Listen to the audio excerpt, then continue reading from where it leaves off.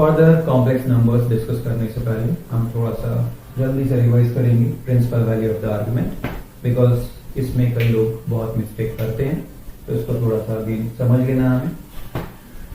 Principal value of the argument क्या होती है? दैट एंगल जिसका मैग्नीट्यूड लीस्ट होता है, मतलब जिसमें तुम्हें कम रोटेट करना पड़ता है, ठीक है, क्लॉकवाइज या एंटी क्लॉकवाइज, जैसे भी रोटेट कम करना पड़ेगा, that will be the principal value. Okay, तो पॉइंट अगर फर्स्ट क्वाड्रेंट में है तो प्रिंसिपल वैल्यू क्या होगी?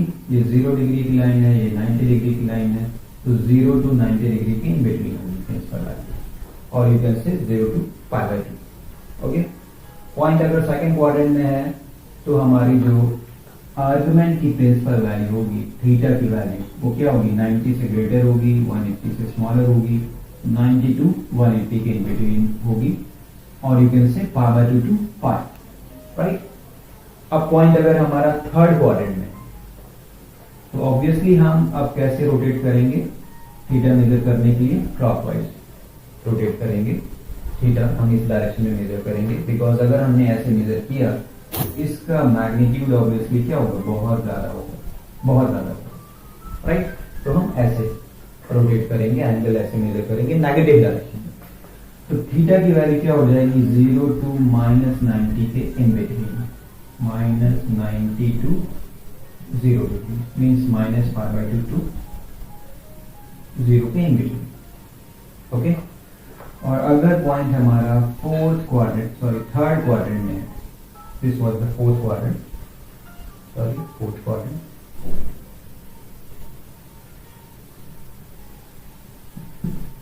ओके, तो पॉइंट अगर थर्ड क्वाड्रेंट में है तो -90 टू इधर तक हमने रोटेट किया, यहां तक, राइट, तो क्या हो गया? ये -180 डिग्री। ओके, तो थीटा की वैल्यू कहां से कहां तक वैरी करेगी? -180 टू -90 के in between for the principal value. Okay, otherwise जो आर्गुमेंट है उसको हम इनफाइनाइट टाइप से लिख सकते हैं, अगेन एंड अगेन रोटेट कर सकते हैं, अगेन एंड अगेन 2π ऐड कर सकते हैं, ये सारी बातें हम लोगों ने डिस्कस की थी लास्ट क्लास में, ठीक है।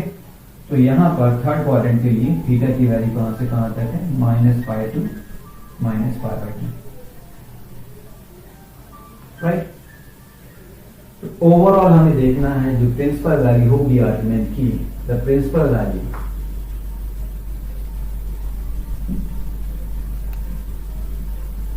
लीस्ट कितनी आ रही है? -180 डिग्री -π। ग्रेटेस्ट कितनी आ रही है? 180 डिग्री here +π, राइट। एंड जो इक्वालिटी है जो पॉइंट यहां पर होगा, ठीक है, on this line negative real axis पे जो पॉइंट होगा, तो पॉजिटिव साइड से एंगल क्या आएगा? 180 डिग्री, नेगेटिव साइड से क्या आएगा? -180 डिग्री, तो 180 डिग्री एंड नेगेटिव साइड से -180 डिग्री, दोनों का मैग्नीट्यूड क्या है? इक्वल है, same, right.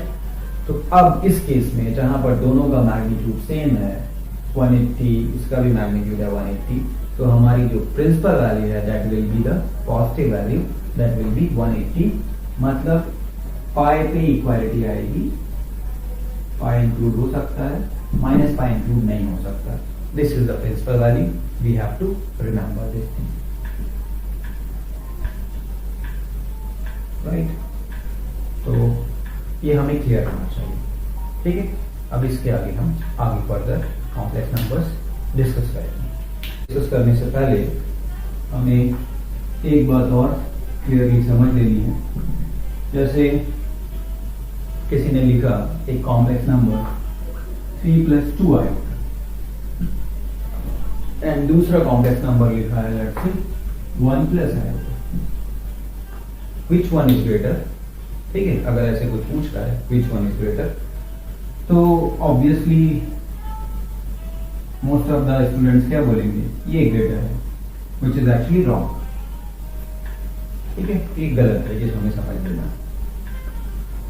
3 + 2 iota less than 1 + iota अगर हम ऐसे लिखेंगे तो ये भी गलत है, दोनों ही गलत है, दोनों बातें गलत हैं। बिकॉज रीजन इज कि जो इनइक्वालिटी है वो होल्ड करती है रियल नंबर्स के लिए। रियल नंबर्स को हम कंपेयर करते हैं रियल लाइन पे कंपेयर करते हैं, इस लाइन पर minus infinity two plus infinity, right. इधर स्मॉलर होगा, उधर ग्रेटर होगा, जैसे जैसे राइट में मूव करेंगे नंबर क्या होगा, ग्रेटर होगा। But these are complex numbers, these are not the real quantities, ये इमेजिनरी क्वांटिटीज हैं। तो इसमें कभी भी इनइक्वालिटी होल्ड नहीं करेगी, ये तुम्हें ध्यान रखना है for complex numbers. Okay, inequality doesn't hold, right. ये बिल्कुल क्लियर होना चाहिए।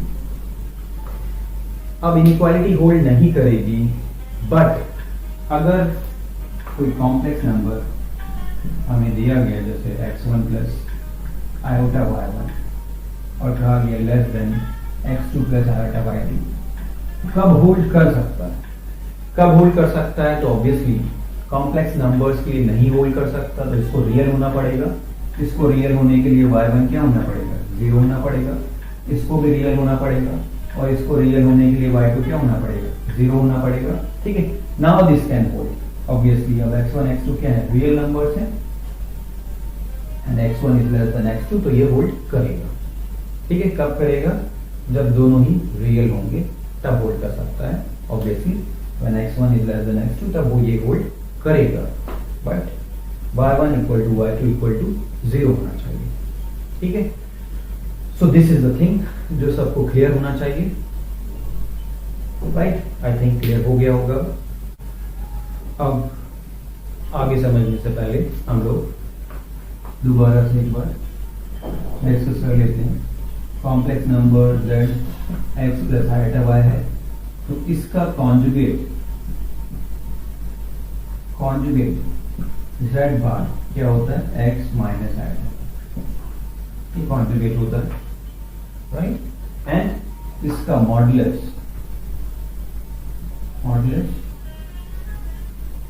Mod z is equal to क्या होता है, डिस्टेंस फ्रॉम ओरिजिन। ये सब हम लोगों ने देखा था, डिस्कस किया। ओके, तो जल्दी से इसको भी हम रिवाइज कर लेते हैं नाउ। ठीक है, आर्गुमेंट हम लोगों ने डिस्कस कर लिया, मॉडुलस भी हम लोगों ने देखा था, कॉन्जुगेट भी हमने देखा था। अब क्या होगा, एक्चुअली इसमें यूज होंगी इनकी प्रॉपर्टीज, प्रॉब्लम्स में यूज होंगी इनकी प्रॉपर्टीज, तो हमें प्रॉपर्टीज क्लियर होनी चाहिए। ठीक है, तो सबसे पहले हम डिस्कस करेंगे प्रॉपर्टीज ऑफ नेक्स्ट पॉइंट जो भी है, I don't remember, properties of conjugate.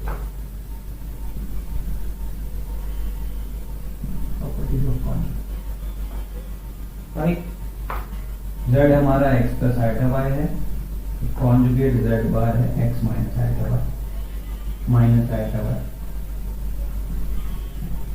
Okay, so obviously we can see, अगर हम z प्लस z बार करेंगे तो क्या आएगा, 2x which is purely real, 2 times real part of z you can write, or you can write 2 times real part of z bar, ये भी लिख सकते हैं, बिकॉज जो रियल पार्ट z का है वही रियल पार्ट क्या है, z बार का है।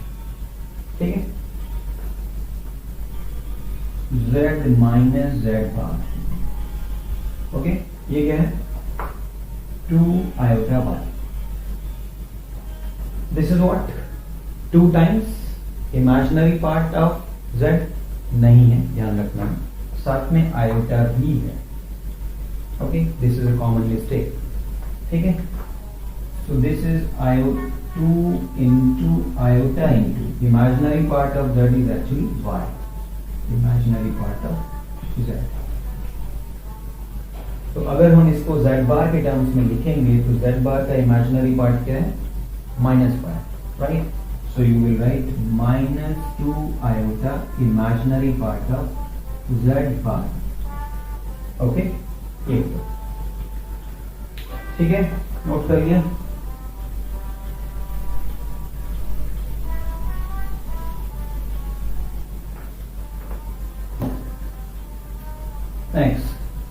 very important property, z into z bar, z into z bar, x plus iota y into x minus iota y. पहले भी हम लोग डिस्कस कर चुके हैं इसको, अगेन डिस्कस कर रहे हैं बिकॉज दिस इज इम्पॉर्टेंट, बहुत फ्रिक्वेंटली यूज करेंगे हम इसको। ओके, ये क्या हो गया, a plus B, A minus B, A square minus B square, ये हो गया A square minus B square, and iota square, we know iota square is -1, तो ये क्या हो गया X square plus Y square, which is actually mod Z square. Mod Z अभी हमने लिखा था मॉड जेड, इसीलिए तो उसका अगर हम स्क्वायर करेंगे तो क्या आएगा, ये आएगा, right. So z into z bar is mod z square. This is very important property. यहां से ही हम इनवर्स फाइंड कर सकते हैं, inverse of a complex number. अगर हमें फाइंड करना है inverse of a complex number,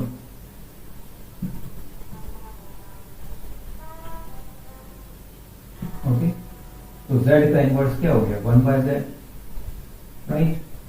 या सिंपली इसको z टू द पावर -1 भी लिख सकते हैं, और यहां से 1/z की वैल्यू, z को इधर ट्रांसफर किया, इसको इधर ट्रांसफर किया, तो कितनी आ गई, z बार bye mod z square, right. तो ये वैल्यू है z इनवर्स की, ये भी हमें याद रखना है, ओके।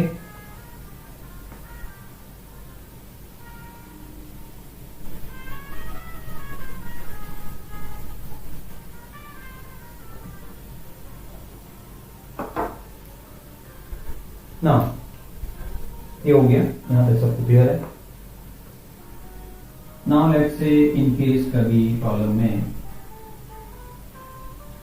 टू कॉम्प्लेक्स नंबर्स हैं, z1 प्लस z2 और होल बार ले रखा है, then obviously we can always write this equal to z1 bar plus z2 bar, ये लिख सकते हैं, ठीक है। इसको हम x1 प्लस आयटा y1, इसको हम x2 प्लस आयटा y2 ले करके चेक कर सकते हैं, ठीक है। That will just take 1 line. और अगर z1 माइनस z2 है होल बार, तो क्या हो जाएगा, z1 बार माइनस z2 बार, ये हो जाएगा, ठीक है। Now in case z to the power n whole bar कहीं पर यूज हो रहा है, then we can always write this equal to z bar whole to the power n, ये हम लिख सकते हैं, ठीक है। इसमें कोई डाउट नहीं होना चाहिए, right. Now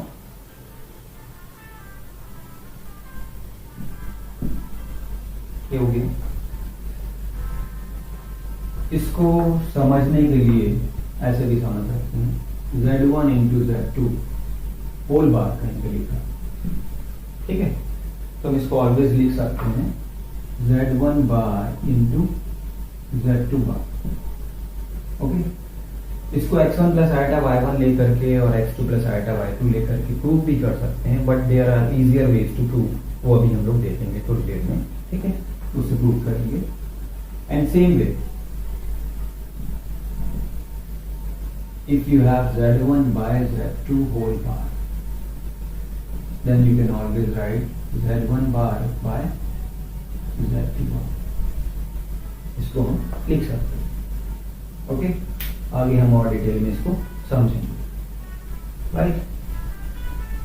so these are the properties of conjugate, और हम डिस्कस करेंगे properties of modulus.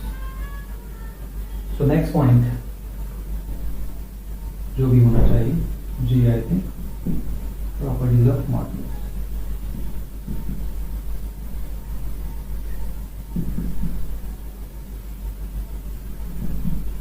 First of all, you have to understand mod z, okay, which is square root x square plus y square. This is a real quantity. This belongs to R. Okay, in fact greater than equal to 0. Okay, so you can say r plus union 0 भी हो सकता है, ठीक है. So mod z greater than equal to 0, always this thing you have to remember, and this is not a complex number. Mod z is not a complex number, ठीक है. Second,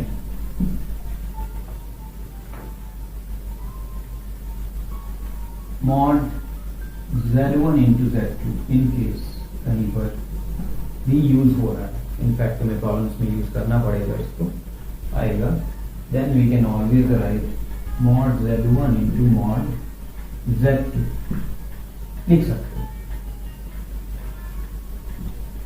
इसको अभी हम प्रूव करेंगे, डिराइव करेंगे. In case we have z1 by z2 whole mod. Okay, then we can always write mod z1 by mod z. इसको भी अभी हम प्रूव करेंगे, और यहां से ही सेकंड से ही हमें क्लियर हो जाएगा. If you have mod z modulus of z to the power n, okay, n times z को मल्टीप्लाई कर रखा है, then this will become mod z whole to the power n. ये हो जाएगा, ठीक है. ये भी सब एक एक लाइन में हम लोग प्रूव कर लेंगे आफ्टर सम टाइम, राइट. ये सारी प्रॉपर्टीज हम लोग यूज करेंगे, इसलिए हम लोग डिस्कस कर रहे हैं.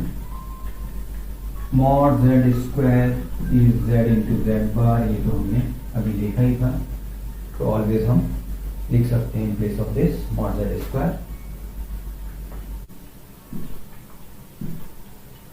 mod z is equal to mod z bar is equal to mod minus z is equal to mod minus z bar.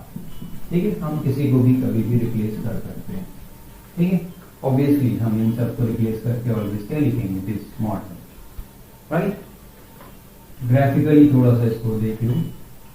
If let's say z is this, तो z बार क्या होगा, इधर होगा z बार, और इसका डिस्टेंस भी क्या होगा, इसके इक्वल होगा, mod z के इक्वल होगा, राइट.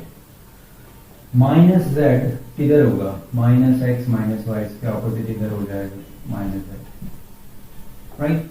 इस पॉइंट का डिस्टेंस भी क्या होगा, mod z की. नेगेटिव ऑफ दिस क्या हो जाएगा, x और y नेगेटिव करेंगे, इधर आ जाएगा, हियर इसके ऑपोजिट आ जाएगा, राइट. और इस पॉइंट का डिस्टेंस भी क्या होगा, इसके इक्वल होगा. All these four values will be same. तो ऑब्वियसली कभी भी ये कहीं पे लिखा होगा तो हम सबको इसमें कन्वर्ट कर देंगे mod z, because will feel more comfortable, you can से, ठीक है. अब एक बात और अभी हम लोग आगे डिस्कस करेंगे, वैसे तो ये फिर भी हम अभी से लिख दे रहे हैं. Modulus of z1 plus z2 is in general not equal to mod z1 plus mod z2. In general ये इक्वल नहीं होता, ठीक है. हो सकता है पार्टिकुलर केस में, right. mod z1 plus z2 is always less than equal to mod z1 plus mod z2. ये सब अभी हम लोग डिराइव करेंगे, ठीक है, इसको समझेंगे, राइट. माइनस साइन है तो z1 minus z2 will be less than equal to mod z1 plus mod z2, right. z2 को कर दिया हमने, माइनस z2 से रिप्लेस कर दिया, ठीक है. तो माइनस z2 से रिप्लेस करोगे तो minus z2 mod will be equal to mod z, ये अभी हमने लिखा था, हमें clear, right. Is that clear. तो ये सारी प्रॉपर्टीज हमें क्या करती हैं. अब इनको समझने से पहले हमें थोड़ा सा समझना पड़ेगा, okay, polar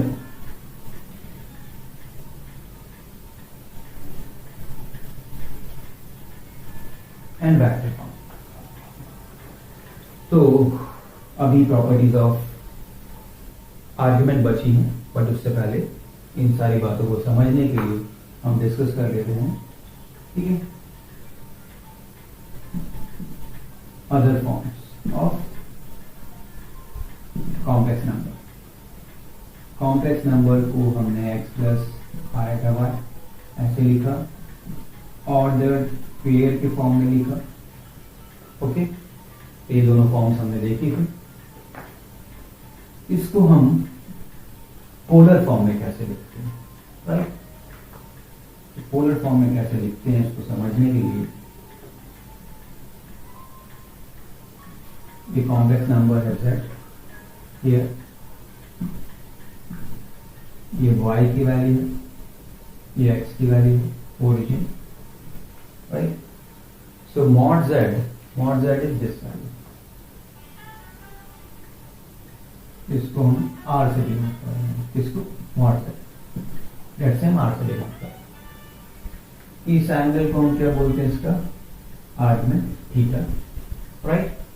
so if modulus is r and this angle argument is theta, तो ये बेस की वैल्यू क्या हो जाएगी? ऑब्वियसली ये क्या हो जाएगा, r cos थीटा बेस, और ये परपेंडिकुलर की वैल्यू क्या हो जाएगी? Obviously r sin theta. Okay, we know cos theta is base by hypotenuse, right? x की वैल्यू आ गई। We know sin theta is perpendicular upon hypotenuse, y by r, y की वैल्यू आ गई। ठीक है, तो अगर हम इन वैल्यूज को x और y की वैल्यूज को r cos theta r sin theta यहाँ पुट कर दें तो क्या हो जाएगा, r cos theta plus iota into r sin theta, right? r we can take common, ये क्या हो गया, cos theta plus iota sin theta. This is the polar form. Polar form हम डिस्कस क्यों कर रहे हैं? Sometimes you have to convert into polar form, तो वो कन्वर्ट करने के लिए हमें क्या पता होना चाहिए, r पता होना चाहिए, और क्या पता होना चाहिए, थीटा पता होना चाहिए। We can easily convert, okay? And there are problems जहां पे पोलर फॉर्म यूज करके हम इजीली सिंप्लीफाई कर सकते हैं, वो हम देखेंगे कैसे सिंप्लीफाई कर सकते हैं। ठीक है, वन मोर थिंग, इस कॉम्प्लेक्स नंबर को हम एज ए वेक्टर भी रिप्रेजेंट कर सकते थे, सिंपली ओपी वेक्टर, ये भी यूज कर सकते हैं।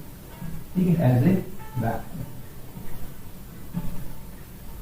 ठीक है, सो वेक्टर क्या रिप्रेजेंट करेगा कि हमारा कॉम्प्लेक्स नंबर क्या है। ऑब्वियसली वेक्टर हमें पता है, ठीक है, लेंथ और डायरेक्शन दोनों ही दे देता है। ये ओपी वेक्टर भी हमें दे देगा position of this point P, right? उससे हमें x पता चल जाएगा, हमें y पता चल जाएगा, या कह सकते हो डिस्टेंस पता चल जाएगा एंड एंगल थीटा पता चल जाएगा। दोनों ही बातें हमें पता चल जाएगी। ठीक है, तो यहां पर हमें सबसे पहले समझना था पोलर फॉर्म। पोलर फॉर्म का यूज बहुत ज्यादा है हमारे लिए, बहुत इंपॉर्टेंट है इसको समझना, because using the polar form will see de Markov theorem,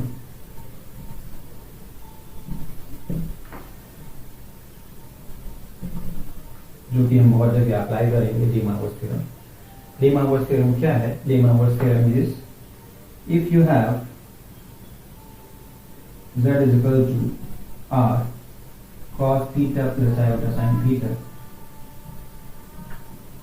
ठीक है, और हम इसका कुछ एक्सपोनेंट n लेना चाहते हैं, लिखना चाहते हैं एक्सपोनेंट n। ठीक है, तो बेसिकली जब भी बहुत एक्सपोनेंट की हाई वैल्यू होती है, बड़ा एक्सपोनेंट होता है, तो हम डी मार्कोव थ्योरम यूज कर लेते हैं। ओके, तो de Markov theorem is this to the power n will become r to the power n cos theta plus iota sin theta whole to the power n।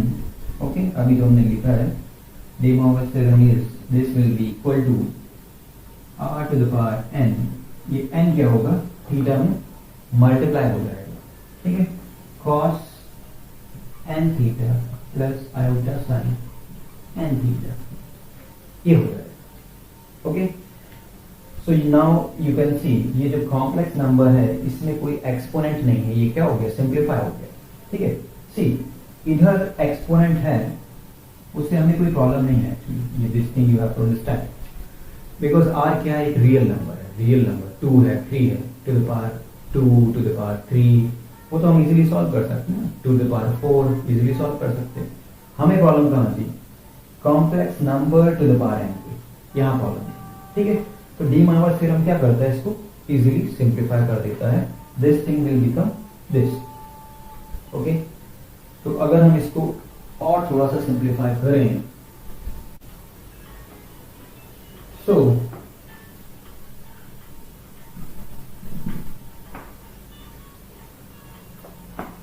अगर हम इसको बहुत ही simple words में समझें तो डी मार्वल्स थ्योरम क्या कह रहा है? D Marvel's theorem is saying if you have cos theta plus iota sin theta to the power n, then this will become cos n theta plus iota sin n theta. ये हो जाएगा, okay. n has to be some obviously rational number, ये हो जाएगा। This is according to the De Morgan theorem. This thing we can prove, वैसे तो syllabus में नहीं है, but we can do. We'll see, we'll discuss. Now let's say you have cos theta minus iota sin theta to the power n, okay. तो ये क्या है, इसका कॉन्जुगेट है, तो क्या हो जाएगा? cos n theta minus iota sin n theta, right. इसका कॉन्जुगेट आ जाएगा दिस, ओके। नाउ जब भी हमें डी मार्वल्स थ्योरम यूज करना है तो क्या होना चाहिए? पोलर फॉर्म प्रॉपर होना चाहिए, ठीक है। And same way if you have cos alpha plus iota sin alpha into cos beta plus iota sin beta, right. तो ये हम एक लाइन में मल्टीप्लाई करके प्रूव कर सकते हैं, ठीक है। एक लाइन में मल्टीप्लाई करके प्रूव कर सकते हैं। क्या हो जाएगा ये? cos alpha plus beta plus iota sin alpha plus beta, right, okay. cos alpha plus beta का फॉर्मूला पता है, वो अप्लाई हो जाएगा। sin alpha plus beta का फॉर्मूला पता है, वो यहाँ पे फॉर्म हो जाएगा, right.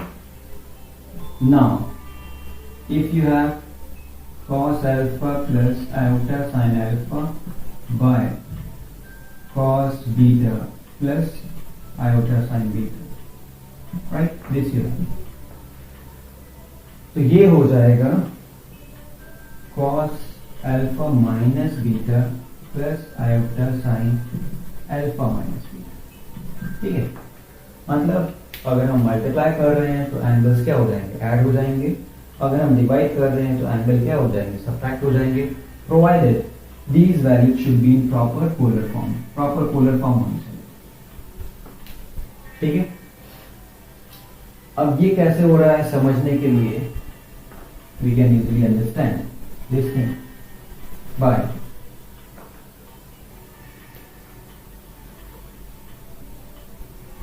One by cos theta plus iota sin theta. Let's इसको सिंप्लीफाई करना है, राइट। तो वन बाय जेड क्या होता है? अभी हमने देखा था जेड बार बाय मॉड जेड स्क्वायर होता है, ठीक है। तो जेड बार क्या हो गया? cos theta minus iota sin theta by mod Z square. This mod Z square cos square theta plus sin square theta क्या हो गया? 1 हो गया, right. So 1 by this, 1 by cos theta plus iota sin theta is simply what? Cos theta minus iota sin theta, ये हम इसको लिख सकते हैं cos minus theta plus iota sin minus theta। तो थीटा की जगह क्या होगी? Minus theta, right. इस बात को हम यहां से भी समझ सकते थे डी मार्वल्स थ्योरम से। ये क्या था? ये एक्चुअली था cos theta plus iota sin theta whole to the power -1। तो -1 क्या हो गया? मल्टीप्लाई हो गया, right. So this is de Marvel's theorem. इससे क्या होगा? हम हायर एक्सपोनेंट्स को बहुत इजीली एक लाइन में सिंप्लीफाई कर सकते हैं, फाइंड कर सकते हैं, सिंप्लीफाई कर सकते हैं with in one line, right. अभी इसका एप्लीकेशन हम समझेंगे, ठीक है। तो आई थिंक सबने नोट कर लिया है, okay. I should rub it.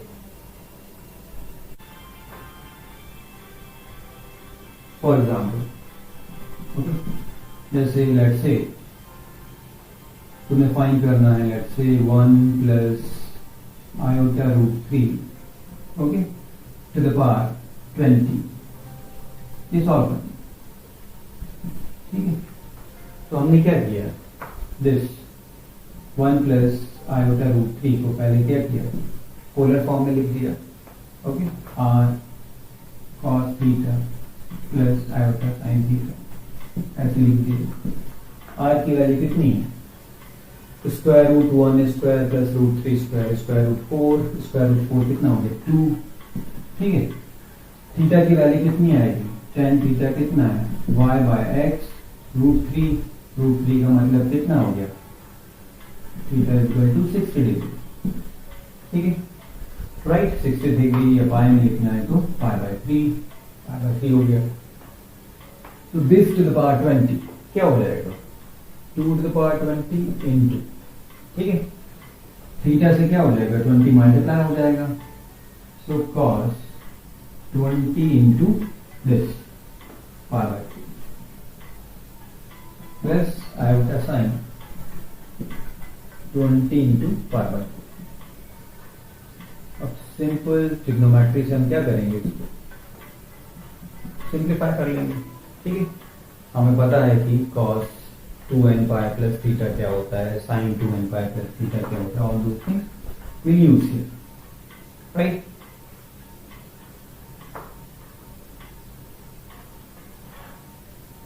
Same way let's say तुम्हें सिंप्लीफाई करना है, cos theta plus iota sine theta whole to the power 4 into cos alpha plus iota sine alpha whole to the power 5, right. तो क्या हो जाएगा, 4 इधर multiply हो जाएगा, cos 4 theta plus iota sine 4 theta, 5 इधर मल्टीप्लाई हो जाएगा एंगल से, cos 5 alpha plus iota sign 5 alpha, right. अब क्या हो जाएगा, मल्टीप्लाई कर रखा है तो एंगल्स क्या हो जाएंगे, ऐड हो जाएंगे, right. cos 4 theta plus 5 alpha plus iota sine 4 theta plus 5 alpha, ये हो जाएगा, ठीक है, right. So this way we can simplify easily. अब हम बात करेंगे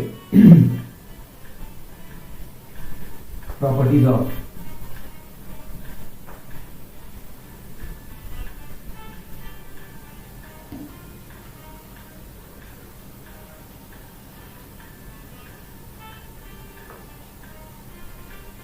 सो नाउ आई थिंक वो प्रॉपर्टीज क्लियर हो गई होंगी जो हम लोगों ने पहले प्रूव नहीं की थी, मॉडुलस की एंड कॉन्जुगेट की, ओके।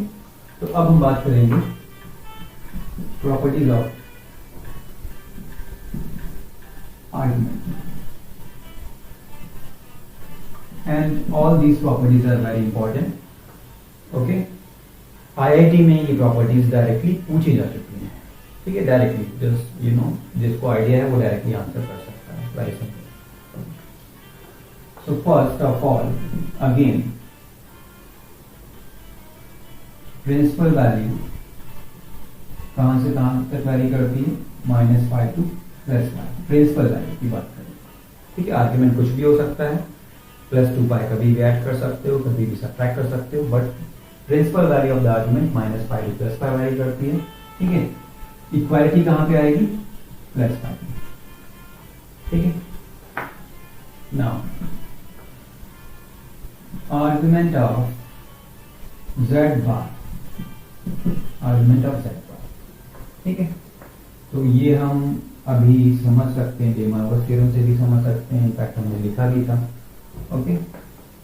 या सिंपली ज्योमेट्रिकली ये z है तो z बार क्या होगा, इधर होगा, ओके, इधर होगा z बार। इसका आर्गुमेंट थीटा है तो इसका क्या होगा, minus, right. So this is minus argument of z। Then argument of z inverse, z inverse. Okay, ये क्या होगा, अभी हमने लिखा था z इनवर्स की वैल्यू अभी जस्ट, ठीक है, फाइंड की थी हमने। इसका आर्गुमेंट क्या होगा, again minus argument of z, right, क्योंकि z इनवर्स ऐसे भी समझ सकते हैं z बार बाय मॉड z स्क्वायर होगा, ठीक है। तो इसमें एक कॉम्प्लेक्स नंबर क्या है, ये है कॉम्प्लेक्स नंबर ना, ये तो एक रियल नंबर है, रियल क्वांटिटी है, ठीक है, तो ये तो चेंज नहीं करेगा, ठीक है, पॉजिटिव रियल क्वांटिटी, ठीक है। तो इसका आर्गुमेंट किसके इक्वल होगा, इस कॉम्प्लेक्स नंबर के आर्गुमेंट के इक्वल, राइट। तो ऐसे नहीं याद रखना है। Now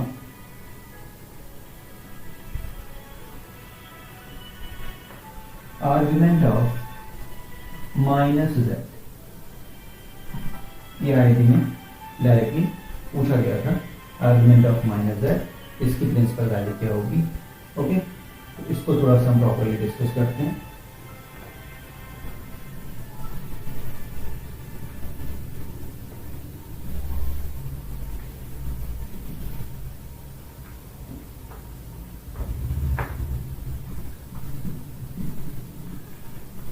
minus in terms of argument of z,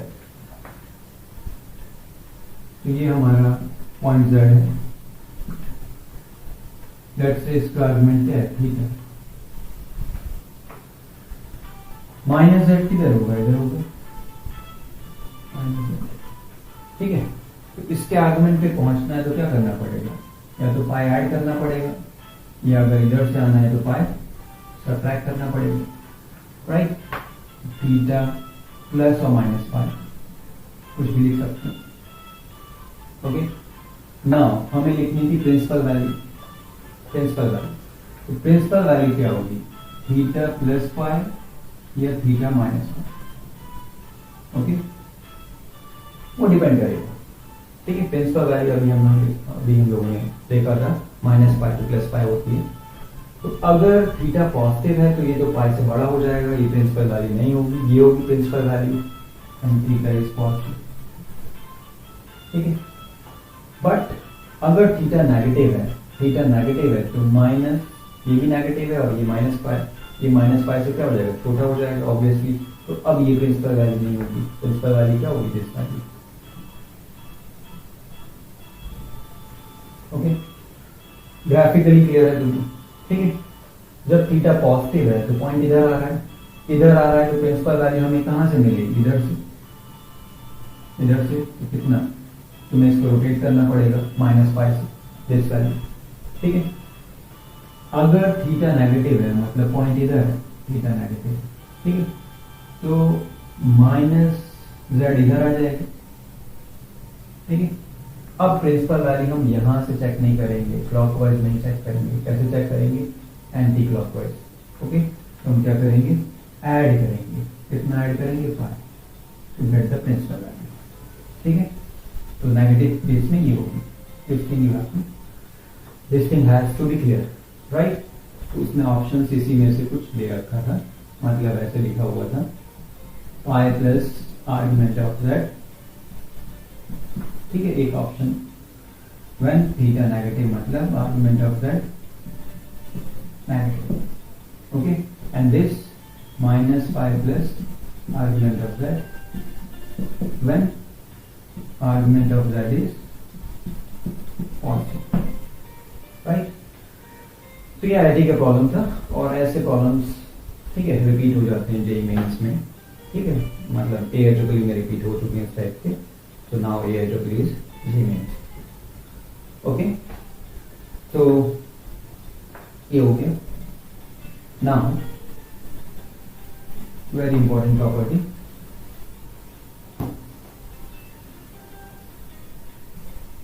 argument of z1 into z2, तो अब मेरे ख्याल से क्लियर हो गया तुम्हें लीमा-विर्थ थ्योरम से, ठीक है। z1 into z2 का आर्गुमेंट क्या होगा, argument of z1 plus argument of z2, right. अभी हमने देखा था जब हम मल्टीप्लाई कर रहे थे तो थीटा की जगह क्या आ जा रहा था, alpha plus beta, alpha first वाले कॉम्प्लेक्स नंबर का आर्गुमेंट था, बीटा सेकेंड वाले कॉम्प्लेक्स नंबर का आर्गुमेंट था, राइट। अभी हमने डिराइव किया था।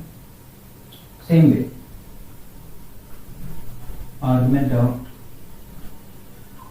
z1 बाय z2, ये भी हमने डिराइव किया था डे मार्कोव थ्योरम में।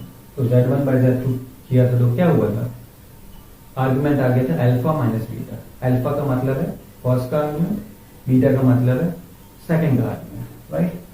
सो this is argument of z1 minus argument of z2, right.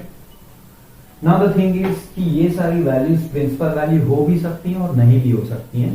तो इसलिए तुमने देखा होगा बुक्स में क्या होता है 2k पाई ऐड कर रखा होता है, प्लस 2k पाई, ठीक है। 2k पाई ऐड करने का मतलब है एक तो ये इन जनरल वैल्यू हो गई, राइट। दूसरी बात कि अगर ये प्रिंसिपल वैल्यू नहीं है, वैल्यू बड़ी है पाई से, तो क्या कर दो, k की वैल्यू -1 पुट कर दो तो -2 पाई हो गया, वैल्यू कम हो जाएगी, ठीक है।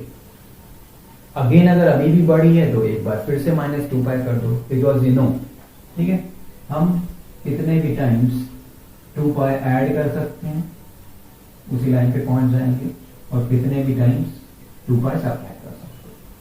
अब कितने टाइम्स ऐड करना पड़ेगा या सब्ट्रैक्ट करना पड़ेगा वो डिपेंड करता है कि ये कितने टाइम्स बड़ा हो गया है, ठीक है, राइट। सेम वे है, यहाँ भी हम 2k पाई ऐड कर देते हैं, ठीक है। तो प्रिंसिपल वैल्यू फाइंड करनी है तो हमेशा चेक करना पड़ेगा कि -पाई से +पाई के इन बिटवीन है या नहीं है, और नहीं है, बड़ी है तो छोटा कर दो, -2 पाई कर दो, ठीक है। अगेन बड़ी है तो अगेन -2 पाई कर दो, और छोटी है तो +2 पाई कर दो, राइट। देखते हैं नाउ सेम वे यहां से क्लियर हो जाएगा। आर्गुमेंट ऑफ z⁴n, ठीक है, ये क्या हो जाएगा, n टाइम्स मल्टीप्लाई करेंगे तो n टाइम्स ऐड हो जाएगा, या डी मार्कोव थ्योरम से भी तो क्लियर है, अभी हम लोगों ने देखा था, ये हो जाएगा n times argument of z, ठीक है।